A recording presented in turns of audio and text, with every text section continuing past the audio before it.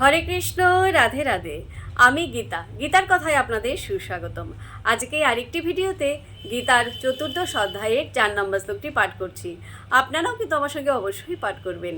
ওং নমো ভগবতে বাসুদেবায়, ওং নমো ভগবতে বাসুদেবায়, ওং নমো ভগবতে বাসুদেবায়, ওং তৎসৎ। হরে কৃষ্ণ। শ্লোকটি আমার সঙ্গে উচ্চারণ করবেন। সর্বজনেষু কৌন্তেয় মূর্তয় সম্ভবন্তি যা তাসাম ব্রহ্ম মহৎজনী অহম বীজপ্রদ পিতা।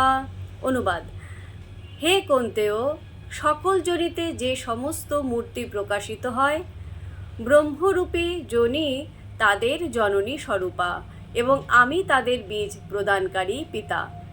হে কৌন্তেয়, সকল জনিতে যে সমস্ত মূর্তি প্রকাশিত হয়, ব্রহ্মরূপী যোনি তাদের জননী স্বরূপা এবং আমি তাদের বীজ প্রদানকারী পিতা। তাৎপর্যে কি বলেছেন? এই শ্লোকে স্পষ্টভাবে ব্যাখ্যা করা হয়েছে যে পরম পুরুষোত্তম ভগবান শ্রীকৃষ্ণই হচ্ছেন সমস্ত জীবের পরম পিতা।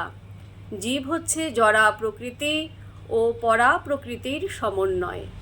এই ধরনের জীব কেবল এই গ্রহেই দৃষ্ট হয় না, অন্যান্য গ্রহে এমনকি সর্বোচ্চ ব্রহ্মলোকেও জীব আছে। জীবাত্মা সর্বত্রই রয়েছে, মাটির নিচেও জীব রয়েছে, এমনকি জলে এবং আগুনেও জীব রয়েছে। এই সমস্ত প্রকাশ সম্ভব হয়েছে তার কারণ হচ্ছে যে মাতৃরূপী জড়া প্রকৃতিতে শ্রীকৃষ্ণ বীজ প্রদান করেছেন। এর সারমর্ম হচ্ছে যে পূর্বকৃত কর্ম অনুসারে জীবাত্মাকে জড়জগতের গর্ভে সঞ্চারিত করা হয় এবং সৃষ্টির সময়ে তারা বিভিন্ন মূর্তিতে প্রকাশিত হয়।